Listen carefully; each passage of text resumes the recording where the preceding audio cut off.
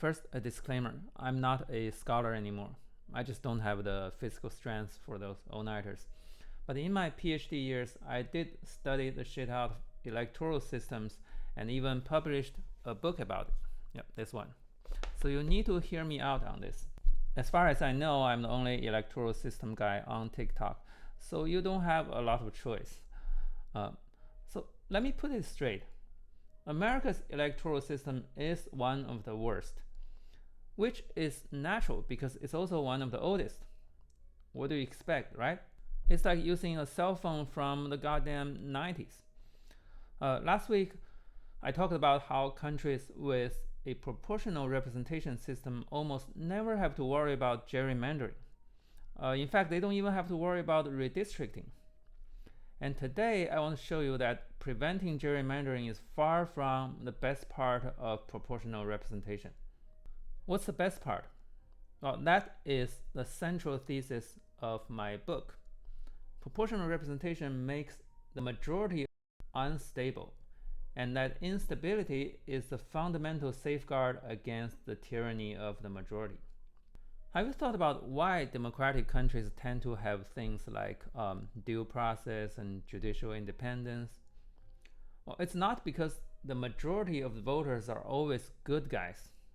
Okay, it's because elections alternate winners and losers, which motivates the winners to build safeguard mechanism in case they become losers.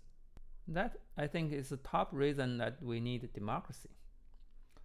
But just relying on the turnover from elections is not enough. What about the time between the elections? Do you really want the losing side to have zero power for several years in a row? That's scary. What if the winning side goes crazy? I don't have to remind you about that possibility, right? In countries with proportional representation, however, almost no party can win a majority of seats. So the winning coalition at any moment is always made of two or more parties. That means if your party is on the losing side today, you can always try to exploit the disagreement within the winning side and strike a win in the next round. In each round of the legislative battle, the winning coalition can be different depending on the issues, but sometimes also just depending on pure luck. Now, this unpredictability of voting outcome is called cycling. Political scientists used to think it's a bad thing. Some books may still say that, but in recent years, people increasingly realize that it's actually a good thing, or maybe the good thing.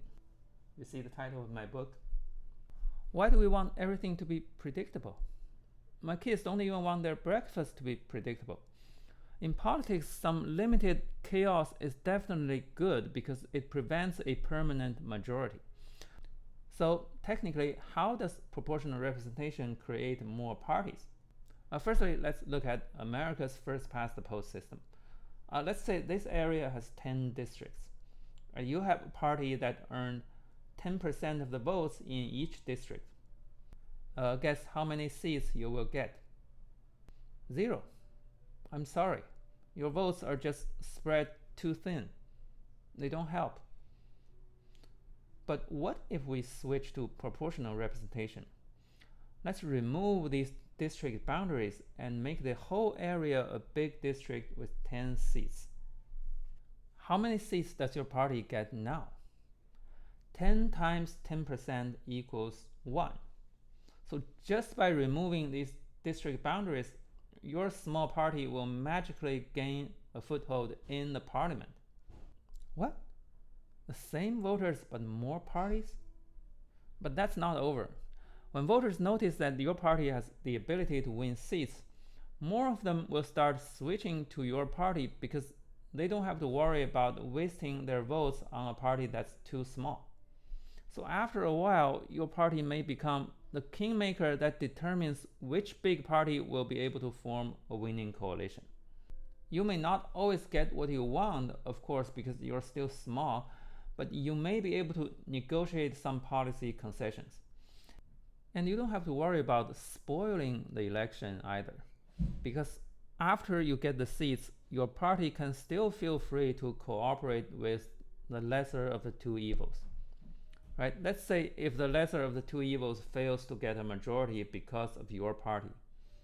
It's okay, because your legislators can still form a post-election coalition with them. So, under proportional representation, you can easily form new parties, and almost no party can acquire an outright majority. Isn't that amazing? Unfortunately, the proportional representation system can only apply to legislative elections, but not presidential elections, because there's only one president. You can divide the presidency into different seats. So proportional representation doesn't always prevent an abusive presidency. But again, think about it. Why does a country need a president anyway?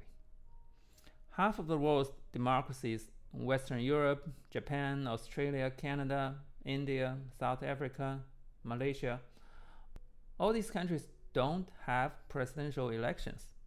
Their parliament simply appoint a guy among them to make executive decisions.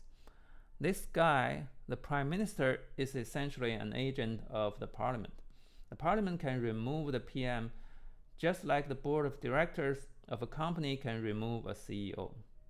I think that's a much better system than directly voting for a guy that you can't remove for 4 or 5 years, which has a good chance of turning into a cult leader. But that's an issue we can save for the next time.